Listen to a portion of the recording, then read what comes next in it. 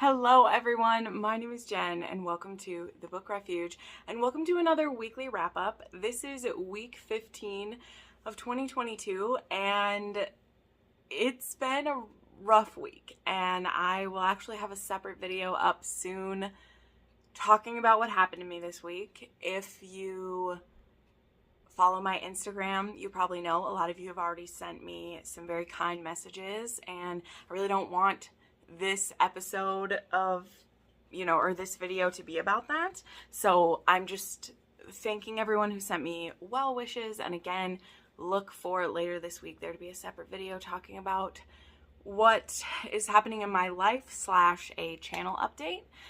There are also some great opportunities possible to me, so I'm excited to see what those are, but we have some fun stuff to go over first. So let's talk about some new channel members who have joined the Book Refuge to support me, and it means so much to me. We have Nikki in Bookland, who she actually has an Instagram and a TikTok, or a Bookstagram and a TikTok, and I love having her back. She was actually a member quite a while ago, so long ago that it doesn't even say like rejoined, because I don't usually do shout outs if someone like rejoins soon after canceling, because their name is usually even still in everything. Anyway, that's the behind the scenes stuff. But Nikki has joined and I'm so excited to have her. She was able to jump in on the Fated Friend live chat that was last week, and that was a great one. So many people actually were able to show up because of the time that I had it at. So that was awesome. It's very hard for me to pick which time because some of you are from all over the world, which is fantastic. And I want everyone to be able to have a chance to join. But that makes it difficult picking which time to do it, right? Then we have Joycelyn D, who joined at the dedicated diva level. So Joycelyn, welcome, and thank you for being here. And then we have Steph from Steph Loves to Read, and she joined at the Fated Friend level as well. So thank you all so much. It means so much to me, more than ever, that you would become channel members and support me. Because in the coming months, I think I'm really going to need that. So thank you. That's a tease, I know. Now, when I got back to town, I stopped at my P.O. box, and I actually have 2 boxes to open. So we're just going to open it right here. One of these looks like it was sent to me from an Etsy shop. I don't know if it's from the shop or from a person, so we'll see in a second. But it has all these cool stickers on it, and it says it's from, the shop is called Harmer Craft Company. So let's see what's in this box and who it's from. It says, hello, Jennifer. Ooh, some cute Outlander stickers. Oh my god. There's one that says Fraser's Ridge. There's Jamie and Claire. And then, yeah, a Harmer Craft Company. I will link them down below. So let me find out again if this is from her or if it's from someone else. I think it's from Erin. But it says that she offers a variety of products like sweatshirts, tanks, long sleeves, hats, and other products such as mugs and bags, even custom glitter tumblers. Oh my gosh, I love those. Any designs you see in my shop can be put on any of the products listed. That is so cool. That's kind of cool because I did recently do a Q&A where I was sharing shops that I like. So let's see what this says. You don't know me, but I promise I'm not a creeper. Hold on, let me read it. Oh, okay. It says she watched a recap of Written in My Own Heart's Blood and stumbled across my videos. Oh.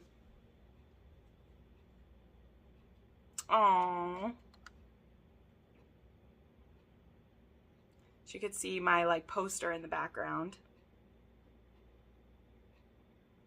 Okay, so this is from her shop, and she said, I won't complain if you mention my store. Well, Erin, I'm already excited to go to it because I got some stickers to put on my book cart, which is over here. I just got a new book cart.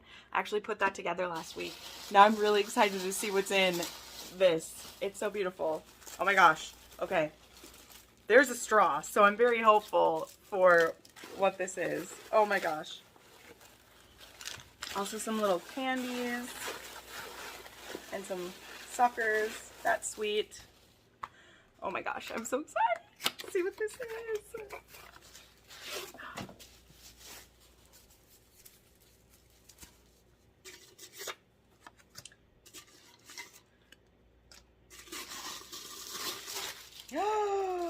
Oh my god. Erin, this is so gorgeous. Oh my god. Okay. So it's like hard to see with my light, but it's Jamie and Claire on the Ridge. It's my poster that's over there on the Tumblr. Oh my god. This is absolutely beautiful. No soaking. Okay, so it's not safe for dishwasher. Good to know. Erin, this is absolutely beautiful. I will absolutely link her down below, and I will be going there to check stuff out. Oh my word. I will put a picture of this on my Instagram. Thank you so much for that. Okay. Wow. That is fantastic. Let's see if I can. It's hard to see them. But I will be drinking from that the next time I do an Outlander review. Thank you so much. Okay, this one is an Amazon box, so...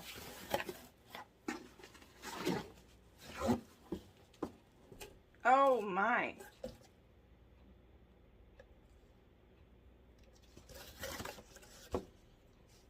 I don't know who this is from or how this got sent to me. But I got sent a Life Skills 101. This can't have been for me. So I also share a thing with my sister. So there's no note. I have no idea who sent me this. And someone sent me a Life Skills 101. So I don't know what that means. Maybe this is a complete gaffe. That is hilarious. Maybe it's actually helpful. It says, this book will teach you how to better understand yourself as well as your goals and wishes. Communicate with people, build relationships, and control your time. Interesting. Well, this could also be from someone who saw what I'm going through right now, and maybe they're trying to help me. So I'm going to assume helpfulness. But I do not have a note, so I have no idea who sent this or if it was really supposed to get to me. So... yeah, if you're the one who sent this to me, let me know and tell me how it might be helpful to me, because that's very interesting. So cool. Okay, well, we'll get on to the books. I'm a bit confused, but still thankful. That could be very helpful. So I'm not going to knock it at all. And thank you, Erin. So let's get into the books, because we have some amazing books to talk about this week, y'all. I'm so excited. So... we have quite a few arcs. So the first arc I want to talk about is I actually read Crying Wolfe by Kerrigan Byrne. This is an arc of the next book in the Good Girls series. I believe it's number 5. This is a spinoff from her Historian Rebel series, and I love reading these. They're more of novella length. They're all between 190 and 230 pages, so you can read them in one sitting, and they're always very fun and spicy and a good time. And this one is about our heroine, Rosalind Good, who is half siblings to the Good sisters. That's a bit of backstory in the other books, so I won't dive too deep into that, which is awesome. And this was a very anticipated book for me. I've been waiting for this one to come up on NetGalley and just waiting to pounce on it as soon as it was there. So this one was an age gap. It has a grumpy sunshine. It has an arranged / marriage of convenience. Well, it's a marriage of convenience. I put arranged marriage and marriage of convenience are in the same line of my thing. But this is more of a marriage of convenience. They get compromised. And our hero, his name is Elijah Wolfe. And he is an American, business tycoon. He's made his money in mining, and he is friends with Carlton Morley. And you'll know, the book, The Night, A Dark and Stormy Night, is the book that bridges from the Victorian Rebels into the Good Girl series when Carlton Morley marries one of the Good sisters. So he is currently kind of the guardian of Rosaline when it's discovered that she is a half-sister to the others. There's a lot of stuff to go with this. Rosaline is an astronomer and a very smart young woman, but she has been sneaking into the rooftop, conservatory of a next door building, which used to belong to this old woman who couldn't even climb up the stairs. Well, Elijah has come to town and he has rented this home, which is right next to Carlton, because again, they're friends, and he catches her up there. She's dressed kind of like a boy. She's wearing this big heavy like coat over her nightdress, and she barely escapes back into the attic of her brother-in-law's home. And then unfortunately, Elijah, being the rough and tumble man that he is, he follows her over. And he discovers that she's a woman just as they get caught by Carlton and her sister making a commotion up there. And not only they are there, but this older woman who happens to be staying, I think she's an aunt or some other relation, she finds them, and the Goods really cannot have another scandal. They cannot have another scandal in their family. It can't happen. And so what happens? They're forced to get married. And Elijah is 35 years old. She's 20, 21. And he does not want to marry this chit. He does not want to be tied down. And Carlton is like, you will ruin not only your reputation, who you're trying to do business in this town with people who already are against you, and you're going to ruin her life and my family's life if you don't do this. So Carlton really puts the hammer down. This marriage happens. Elijah means for this to be a marriage in name only, and Rosaline decides she doesn't want that. She has seen her sisters in very loving marriages, and a lot of them which have been, you know, marriages of convenience or, you know, some such situation. And she decides she wants it to be a full marriage. Now, this was fantastic. This was spicy. This had a little bit of adventure mixed in, and I had a great time with it. This book comes out in May. I think it's May 10th. I didn't write it down, but it comes out very soon. This was a 5-star read for me, and I gave it 3.5 on the spice scale. There is a trigger, kind of. So our heroine, I forgot to share, our heroine is also a kleptomaniac. Because of stress-induced situations, she steals things, which leads to some certain situations in the story. Then, of course, I read the first novella in The Assassin's Blade, also called The Assassin and the Pirate Lord. Tonight, as I'm filming this, is the first meeting of the Sarah J. Maas along that we're doing, this SJM along. So that will be available to watch on replay if you haven't watched it already when this video is going up wide. But I'm so excited that we've got this book club going and that it's going to be happening for real. Like, I am just so excited to see what happens. However, this wasn't that exciting for me. This was 3.5, probably more of a 3. There's no spice rating to this, obviously. There's nothing happening in it at all. But this, really, a lot of what happens in the Assassin's Blade novellas. Now, granted, I have not read them all. I have read this one before, and I've read the next one before. But I've never actually, like, read all of them before, which is part of the reason why this will be good. But really, what a lot of these do is fill in the blanks for different stories that Sarah brings up in the main series. She'll mention something that Selena did when she was an assassin working with Arubian, I think it's always Arubian, I don't know how to say his name. And they're not things that really needed to be, like, written down, you know, just in my opinion. And maybe I'll feel different for the ones that I haven't read before, but with Assassin and the Pirate Lord, Selena and Sam get sent to do a job where they are brokering a deal with the Pirate Lord in Pirates Bay, and it involves some Endovier people who are going to be sold as slaves, and Selena can't handle that, and they go about finding a way to free them.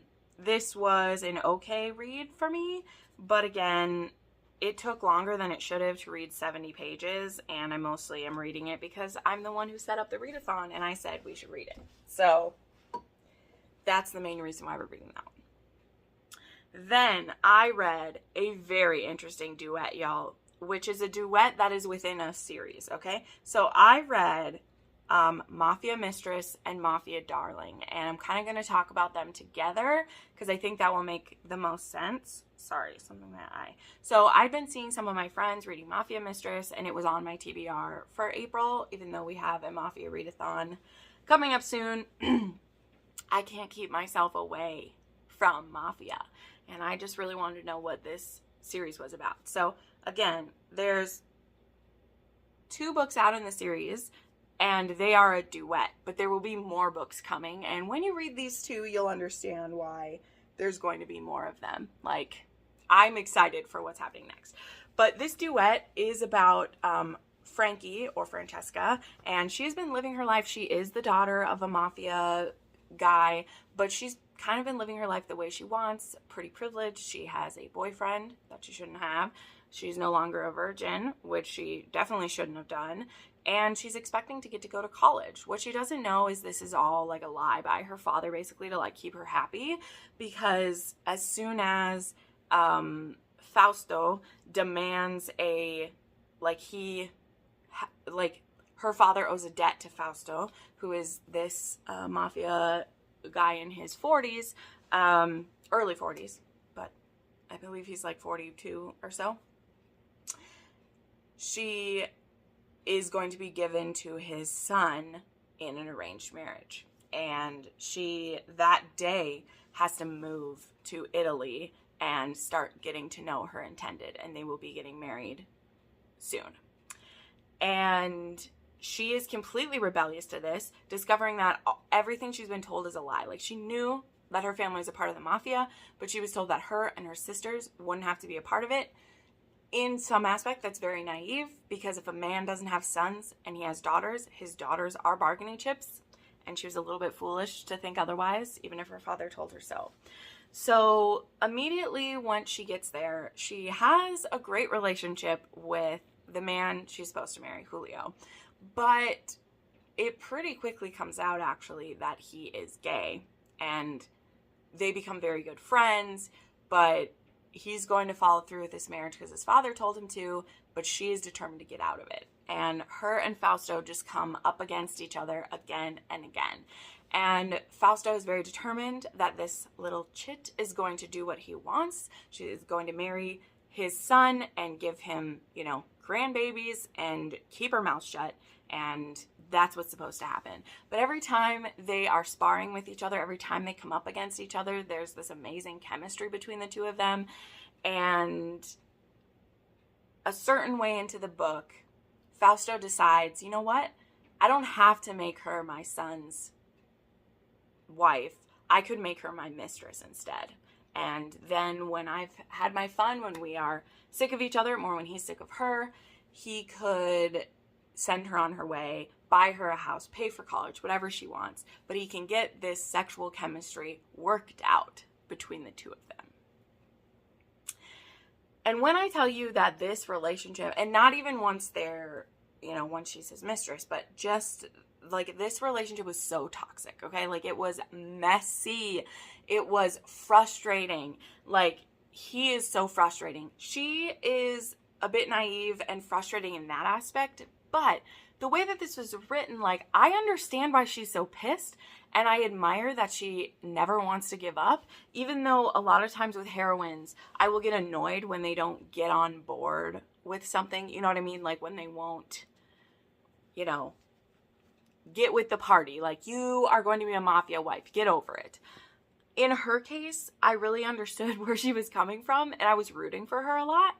And especially when Fausto is pretty dumb about some certain things, I really wanted her to succeed, okay? So, Mafia Mistress is very messy. There's a lot of back and forth with them. There are arguments that are really frustrating, but I was having a good time. I say this over and over again. I really love soap operas. It's part of the reason why I love romances.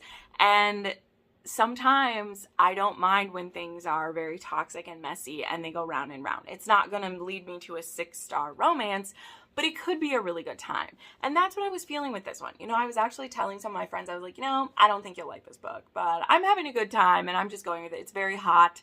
There is a lot of fun, kinky things in this one. There's definitely a dynamic. She does call him Papino, which is like daddy sometimes, and he's just obsessed with it, actually. There is like a choking kink in this one. There's spanking. There's a lot of fun, kinky things. There are trigger warnings for slight Mafia, like homophobia going on towards the son. We're going to come back to that in a second. And then the big one, and like this is kind of a spoiler, but I'm going to tell you, so there is a surprise pregnancy in this situation, okay? There's violence and also some gore. So that's the first book. That stuff's happening. I gave it 4 stars. I gave it 4 on the spice scale. Like, it was a hot mess, but I had a great time, and there was a cliffhanger, okay? So then you read Mafia Darling, which does wrap up this, like, duet thing we have going on. And it starts, like, right where the first one lasts. Fausto has fucked up a lot. He put Frankie in a very dangerous position, and Frankie is done with it. And honestly, I was done with it too, because it's one of those where, like, there's a certain mistake that he makes, and he makes it 3 times. And each time he makes it worse than the last time. So when I started Mafia Darling, I immediately started it because there was a cliffhanger and I wanted to get into it. But I was also like, okay, are we going to play this dance for a whole nother book? Because I really won't like that. No. Fausto has to grovel for half of the second book. Okay, I'm putting that out there because I know some of y'all like a grovel. And I know that if you read Mafia Mistress and were as annoyed with Fausto as I was, you might not want to read the next one. But Frankie, she amazingly is very mature when we have this turn, okay? Like, she is acting a little bit childish and annoying in this first book, but she's 18 and she's just had her whole future ruined. A future her father was promising her. This isn't the case of someone just being blind to the world she was raised in. Like, her father was promising her these things, you know? So I feel like she was allowed some temper tantrums, but the choices she is trying to make in Mafia Darling for her and her expectant child, I was with her 100%, and I love how Fausto had to grovel. And I loved that even though her body really wants him and gets really turned on for him, she isn't willing to give over her heart until his grovel has, like, made a way for things to work. Then I said I would come back to it. As I said, there is some homophobia happening in the first one. The way things play out about Fausto's son Julio and, you know, his feelings and his sexuality, I've never read it done this way in a Mafia romance before. Usually if a gay person or a homosexual is in Mafia, it's as, like, they get killed or they're in danger all the time, or else they're in a Mafia setting where just, like, we just ignore the fact that that would happen, which is fine too. That's wonderful. I was so scared through this whole second book what was going to happen with Julio, and when I tell you that I sobbed when his story arc plays out and how things work out between him and his father, and that Frankie is the reason that it happens. I was so impressed. Like, I could not have predicted it at all. And for that reason, and for the spice, and for the grovel, I gave the second book 5 stars. I was not expecting that. I thought it would get worse. I gave it 5 stars. And I gave the spice rating as, again, a 4-star, maybe even a little bit higher. And I highly recommend this as a duet. Again, you'll just be able to read these 2. There's not really a cliffhanger for what this third one is because it's going to be about a different couple altogether. Loved it. Then, real quick, I read The Art of Sinning by Sabrina Jeffries. This was my first Sabrina Jeffries. This is one of the books that was on my TBR for my, like, owned books that I wanted to read. This one is an American who is a painter. His name is Jeremy, and he is in England. He is a widower. He had a pretty tragic loss of his wife and unborn child. And then our heroine is almost a spinster, and her brother is trying to help her find a husband. And she also has another brother who has been transported because he is a criminal. He got in trouble with the Navy, I think. And she is trying to locate said wastrel brother, his illegitimate son, and wants to provide for him. But her older brother, she's afraid to tell him about that and get his help. So when Jeremy gets commissioned to do her portrait, she doesn't really want to have one done. And he doesn't really do portraits. but he's doing her portrait, and he also wants to paint this other work of art about her, which I don't want to like explain that fully, but basically she agrees to sit for that extra art if he will help her find out where her nephew is and what's going on with that. So they agree to do this. There's a ton of sexual chemistry, and it leads them where it leads them. This was a pretty good time, actually. I gave this 4.5 stars. Oh, Yvette is the heroine's name, and this was 2.5 on the Spice rating. Trigger warning for loss of a child and wife. Definitely important to say. But I enjoyed this quite a bit, and I will be reading more Sabrina Jeffries soon. I own a lot of her books. She was on my authors that I want to read in 2022. So then I read Torched Spades by Cora Kenborn. This is a new release. I read the arc for it, but it is out now. This is the first in a dark romance duet. It's also like a forbidden romance. This is a, like, in the first book, it's not super clear how it's connected with the Mafia, but by the end, you know why. So this is a Mafia romance.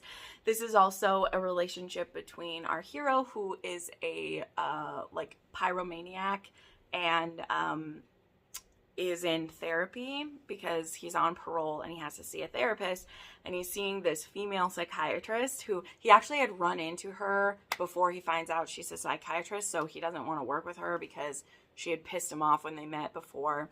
But she makes a deal with him that if he comes to, I think, like 5 or 6 weeks of treatment, she'll make sure he gets, like, that he's done with it. I think that's the deal. I don't know. I'll tell you, there's a lot that was confusing about this one. I wasn't completely drawn into this book. I liked the idea of it. I liked that it had to do with, like, fire. And Johnny, our hero, is definitely running from something in his past, which, spoiler alert, that's how it's connected with the Mafia. And our heroine is actually the daughter of, like, it's either like the chief of police, or is it like a district attorney or something? I don't know. I think it's like the chief of police or something. But she doesn't have anything to do with her father, but there is that relationship. Becca is the name of the heroine. So I gave this one 4 stars. That tends to be a rating that I give my arcs if I don't hate them, but I didn't, like, love them. I think I've said this before. I very rarely rate an arc less than 4 stars unless I hate it, because I'll always be honest about how I feel about a book. But I don't really rate a book less than 4 stars if it's an arc, just because unless I hate it, I'm not going to tank a new release by doing that.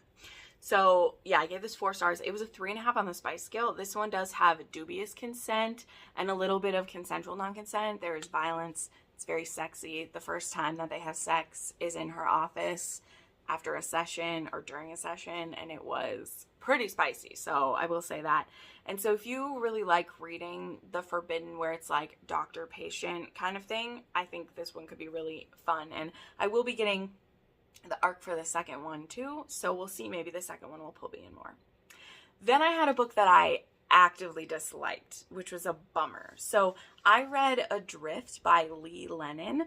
Now, this book is already out, but I'm supposed to be getting an arc for the next book in the series, which I will probably be telling them that I cannot review now because I did not like how this author wrote a book. So here's where you see me be very honest. Again, this one wasn't an arc. This book is already out. It has extremely high ratings, and I believe it's because it's a spin-off of another series. And that's something that happens. As an author writes more and more books, the ratings can tend to go up because you have people who are dedicated to the author who keep reading it, and it's a lot. So this is a menage, and it is a polyamorous relationship, but how it starts is our heroes are, what's our heroes' names? Davenport and Oliver, and the prologue of this book starts with their wife, so they were in a polyamorous marriage.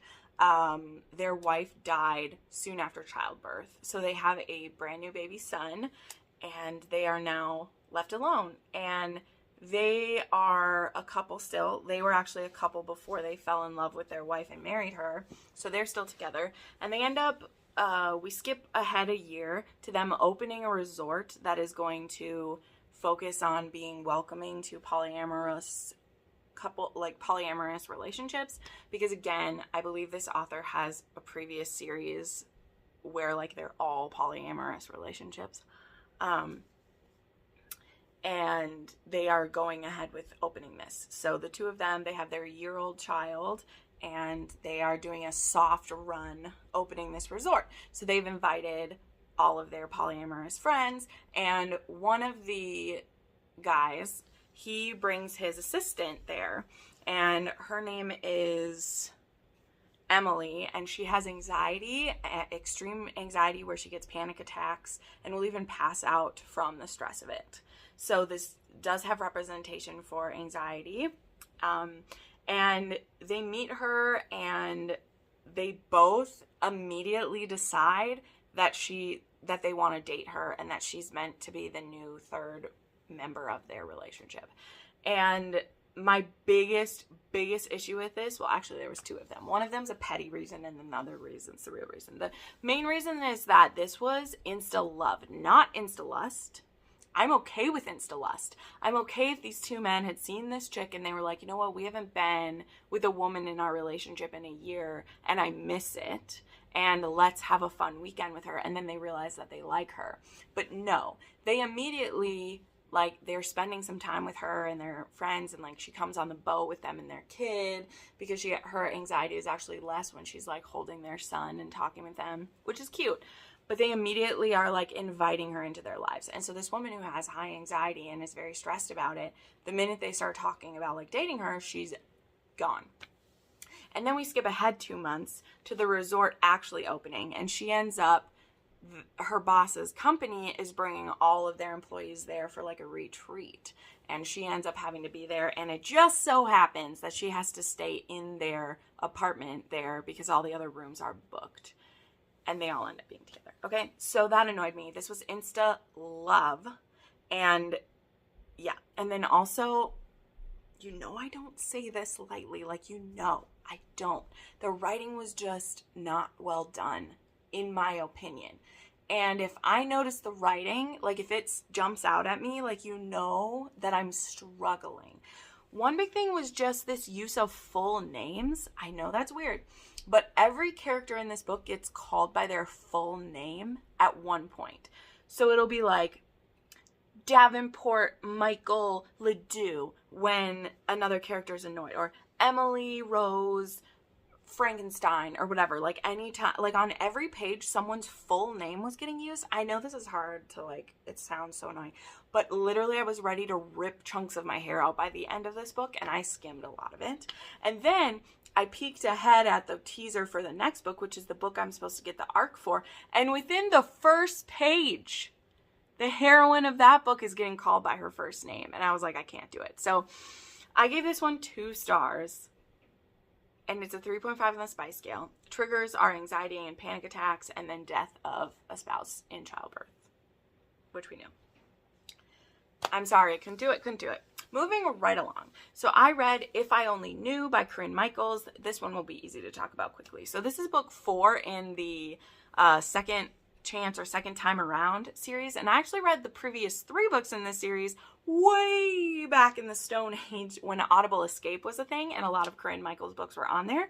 And the 4th one, I think, wasn't out at the time that I was using Audible Escape. And then during an Audible sale, I bought this book at one point, and then I just never got back to it. It just sat in my Audible library, and I was just really feeling like a fun contemporary after reading that rando book, you know?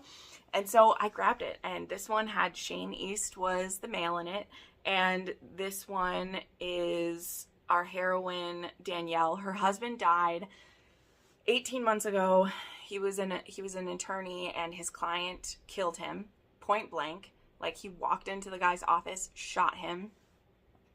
And so she's a widow now, and she's working for a hero from one of the previous books. He has a London office that him and his wife like do, and she gets given a position that had previously belonged to Milo, who is that hero's brother, they're half siblings. And Milo shows up expecting to get the job that he wants, and it's been given to Danielle, who really needs this job because it's paying better and it's stable and it's better for her and her 2 children, where she has a teenager and a younger son. a teenage girl and a younger son. And he ends up being given her, like, being her assistant, and his plan is to, like, get rid of her, basically, and get her job. But very quickly, that's not what he's trying to do. There's a lot of banter back and forth. They have some great conversations, and, like, they end up, you know, it's pretty fun. Corinne and Michael's, in my opinion, like, there's heavy stuff that happens, but they also, like, go smooth in a lot of ways. I don't know. I enjoyed it so much. I gave this one 4.5 stars, and it's a 2.5 on the spice scale.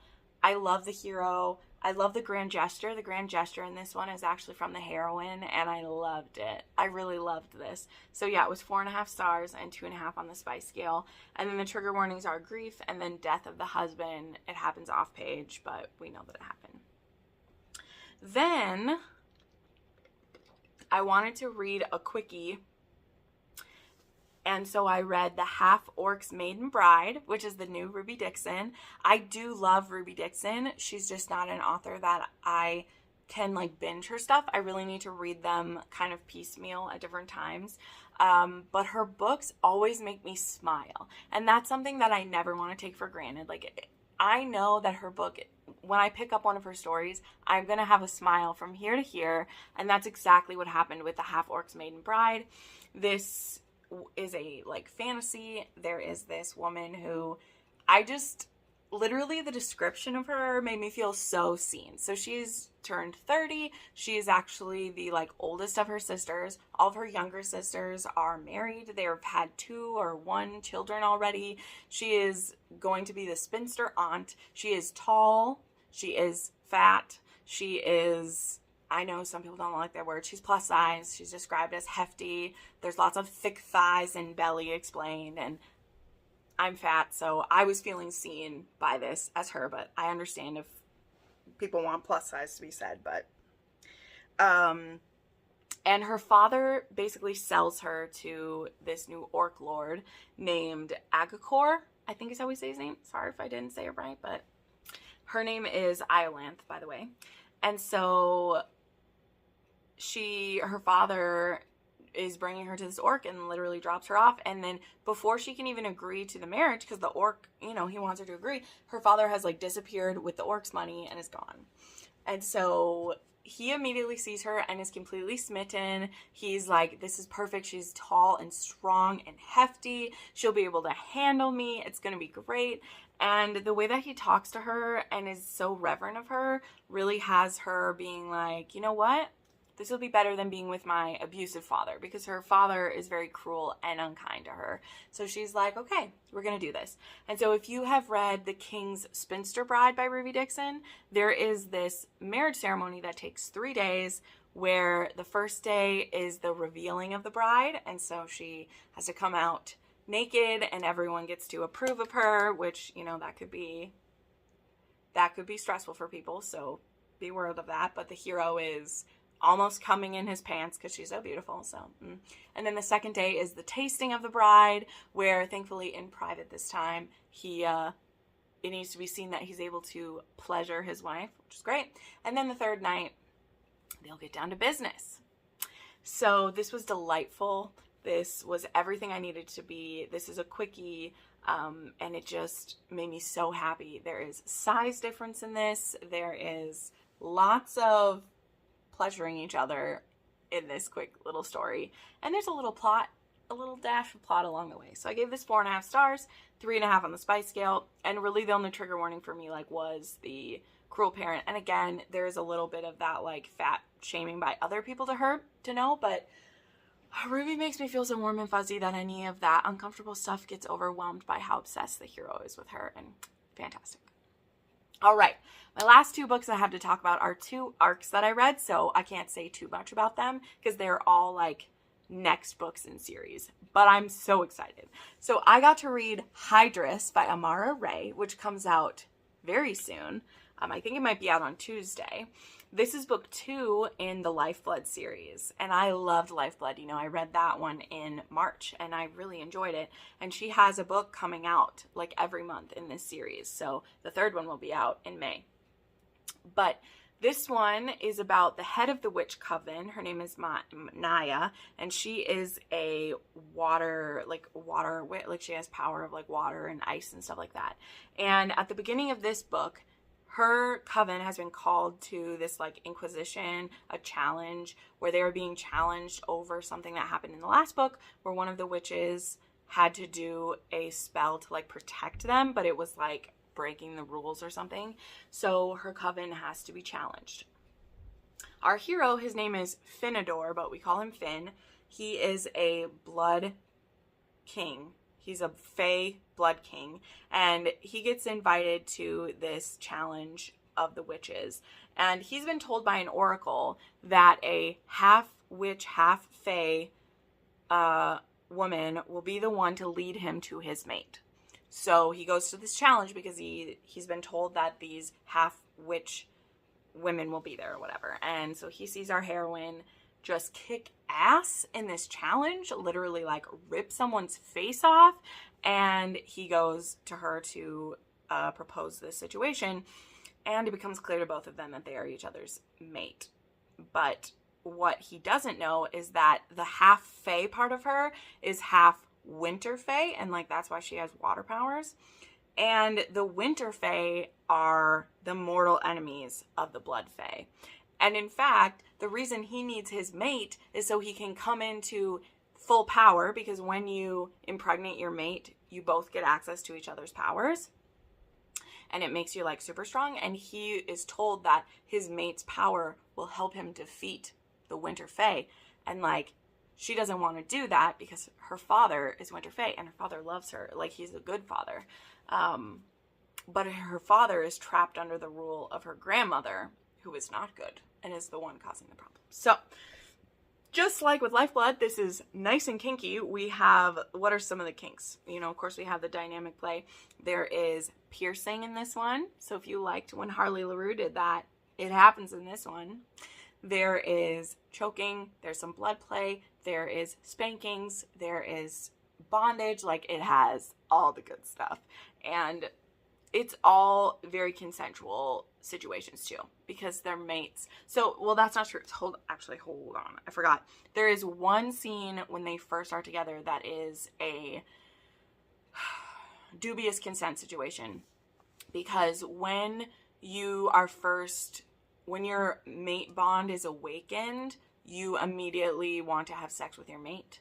And our hero chooses a bad time to ignite this bond. So I definitely wanted to put in the trigger warning for that. I forgot to write it in this one spot.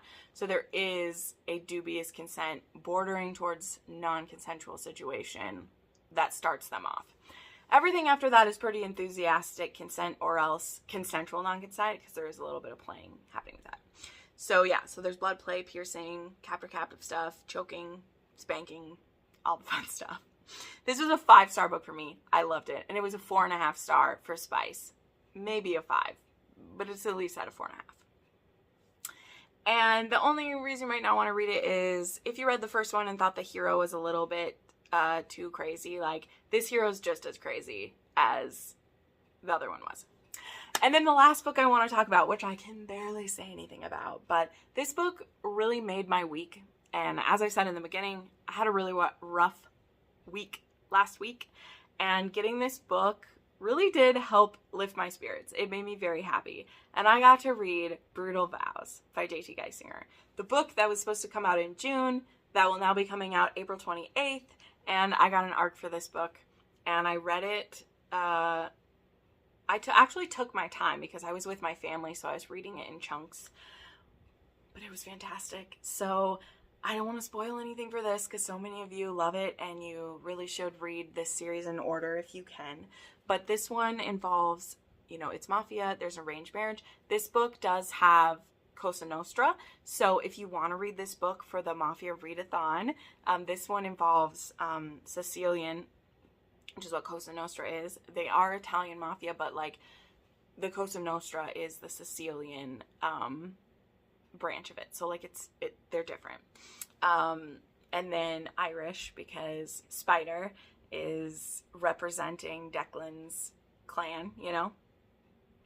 there is a arranged marriage and a like coerced situation. There is kinky dynamic play. There's role playing in this book,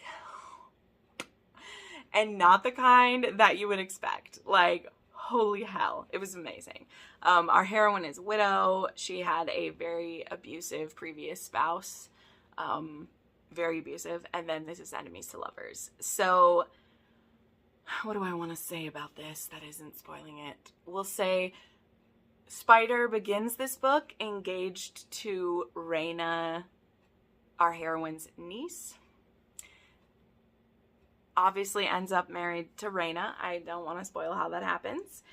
And I said in an Instagram story that I don't know where this one ranks for me yet. I honestly don't. I still think that Carnal Urges that I like it more, but I don't know, because Carnal Urges I've read 5 times. I've listened to the audiobook 3 times. I've read it more than that. I've read it 5 times. And it's so like in my soul that it's a favorite. You know, it was my favorite book last year. This book has a very slow burn. The first half of the book, it is fully like they are enemies / very annoyed with each other. Their chemistry is building. And then like the second half of this book, when everything is like coming out and all this stuff is happening, it was so amazing. And I said in that Instagram post that I still think that I love that one better, but Raina is my favorite heroine in the series. She is, literally my post is, I would die for Sloane, but I would bow for Raina. Like, Raina is the queen. In the Queens and Monsters series, Raina literally is the queen of this series. And I will fight someone about it once I start reading these. But I will say that because the first half of this one, like, I was into it because I love Spider, and I was very interested how, like, this was going to go from him being engaged to Lily to being with Raina. I was like, what's going on? What's happening? And then JT does it. And when it happens, I was like, well, of course this is how it's going to go. And I loved it. So I did rate this one 6 stars. No surprise. This was 5 or 4 on the spice scale for me.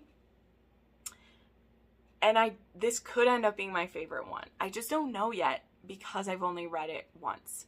I will absolutely read it again when I get the physical book, and I will absolutely read it again when the audiobook comes out, because I love the narrators of the series so much, and I could hear them in my head while I was reading it. So currently it's second place, but it could be tied for first. I'm not even kidding. So I enjoyed it. I can't wait for y'all to get your hands on it. It will be a great one to read for the readathon if you're able to wait that whole week until it starts. You probably won't be able to, but it will fit a ton of the prompts. Like, it'll fit a lot of them, so that'll be great. So yeah, the trigger warnings, again, previous spousal abuse, and there's a lot of grief and loss of previous loved ones. Again, I don't want to spoil things, but there's actually no captor captive in this one. It's the first one in the series that isn't. And yeah, I think that's it. I think that's all I'll say about it. I think we're good. So it was fantastic. So wow, okay, we still managed to make this video really long. Thank you so much to Erin for this beautiful tumbler. And also, yeah, if you sent me life skills, please let me know. Because I would like to understand why that was sent to me. And thank you so much for watching this. And yeah, I will see you next time. Bye.